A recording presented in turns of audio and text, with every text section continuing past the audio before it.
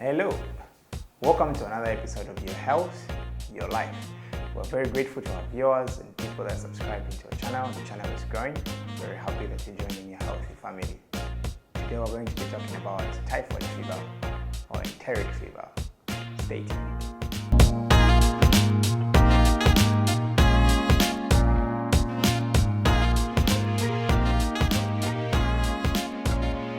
What is typhoid fever? Well, typhoid fever is an infection that is caused by a bacteria that we call Salmonella typhi. So once you get this infection, it may bring about a spectrum of symptoms that may mimic malaria. And there have been cases where somebody has been treated for malaria in their homes, of course, because sometimes people treat for malaria on their own, but the patient actually has typhoid fever. And these patients end up in the hospital with some of the very bad complications that typhoid fever can present with, like perforation or rupturing of your intestines. So what are some of the symptoms that typhoid fever can actually present with?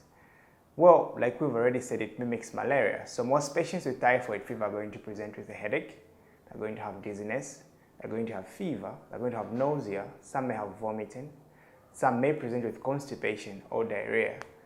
Of course, they also have generalized body weakness, and generalized body pains may be part of the spectrum of disease. As the disease progresses even further, these patients may start acting confused, and some of them have a perforation in their intestines. By that we mean their intestine develops a hole because of the infection that is happening in the intestines. So that's about the symptoms that can prevent with typhoid fever.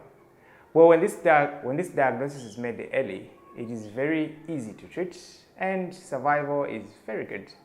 But if a patient comes to the hospital late with some of the complications we have mentioned, key of which is perforation of the bowel, the results can be very painful for both the patient and the family at large. So, how do you avoid typhoid, enteric fever? Well, first things first, you have to make sure that you drink clean water that is not contaminated. Wash your foods thoroughly.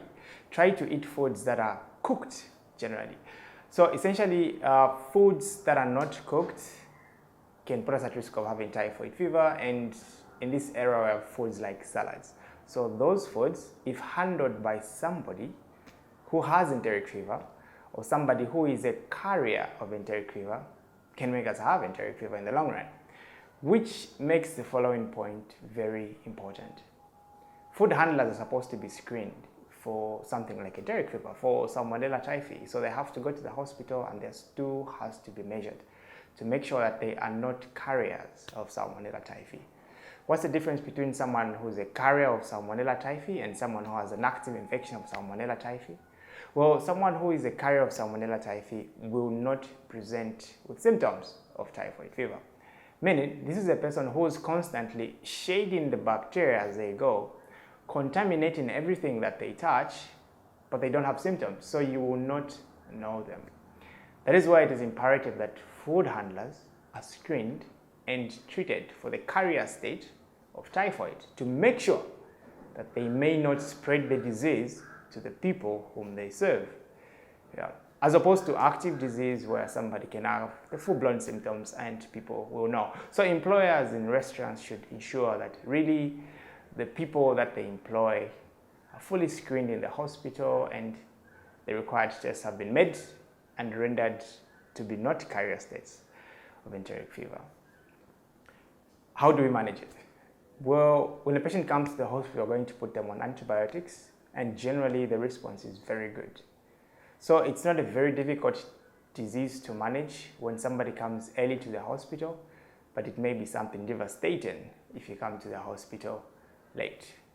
So what is the take-home message for this?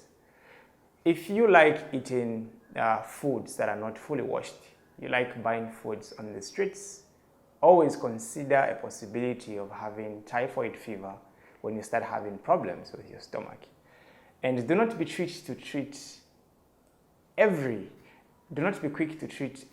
possible condition as malaria, because some people may simply have enteric fever like we have already mentioned.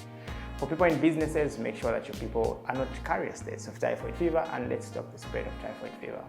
From Your Health, Your Life, we're very happy that you're part of the healthy family, and please share this video if you have found it very helpful.